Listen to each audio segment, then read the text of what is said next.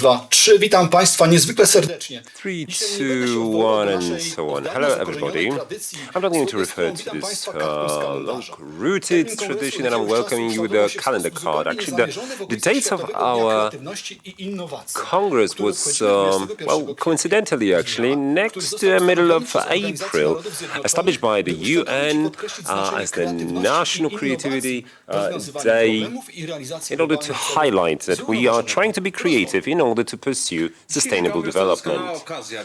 Today is a perfect opportunity to highlight how important it is to implement creative solutions, because companies willing to grow are based on innovation and Kaizen.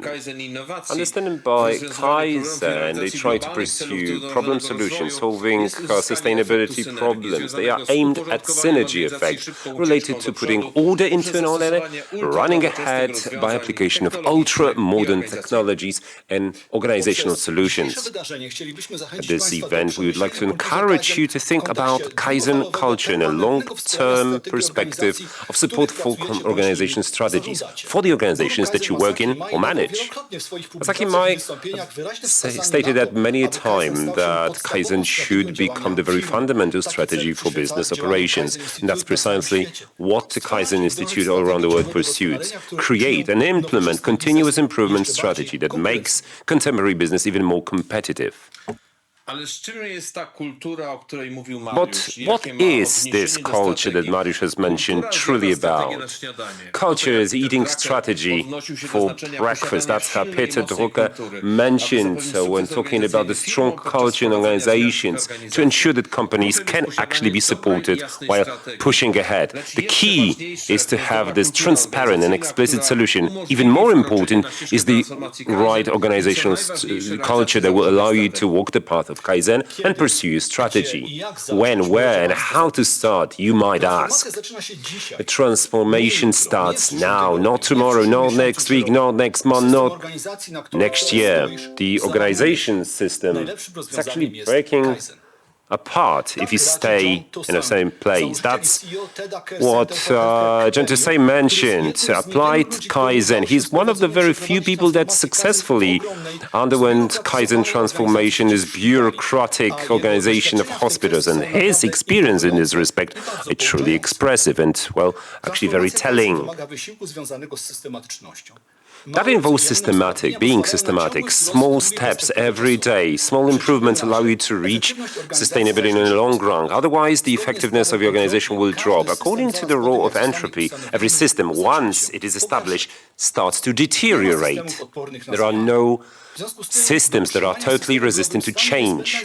So what you need is being systematic. That's one of the key principles that John Tsai has applied. Well, a key that was known to the ancient ones. We are what we repeat.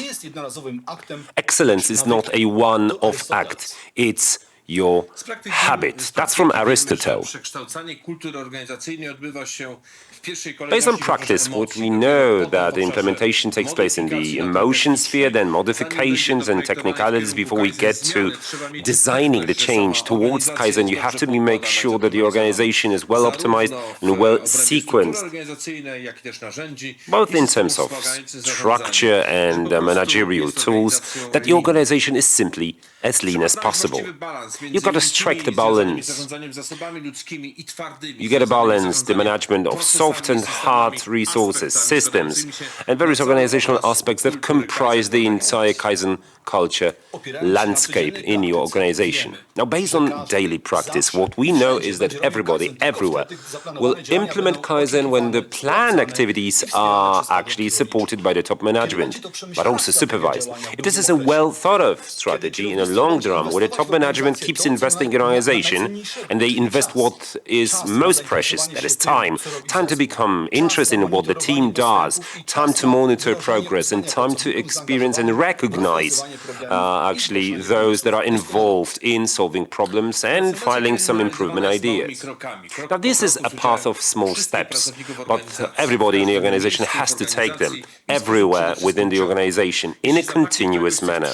If any of those three conditions are not met, we must doesn't speak about Kaizen transformation. This kind of transformation is based on conventional know-how. Using tools, facilities are simple enough that every single employee can understand and apply them at their own respective workstations. That's precisely how the organization doesn't bear the risk of resistance from the employees and maximizes their commitment. The Kaizen transformation pursues the slow improvement but consistent improvement strategy, which is also not encumbered by high risk. Well, the entry barrier is not too high because it's a low-cost transformation. Return on investment is also very beneficial. You have to keep in mind that it takes time. It's just evolutionary. But I'm sure you know all of that. You have already realized that building an organizational culture based on Kaizen is tedious. It has to be encumbered with the mistakes, obviously. And this difficult start is something that is obviously something at the beginning. Secondly, there's a difficult start. And thirdly, obviously a hard start. And even though Kaizen is well ingrained in different organizations, also good to refer to good experiences of others so that you can escape traps that you might encounter on your path, especially if you follow the path towards excellence. And that's what the Congress is about. After a break of 1 year, welcome to the 19th European Congress of Kaizen. I would like to welcome warmly those that I could actually welcome throughout the recent 19 years. Thanks for being with us all the time.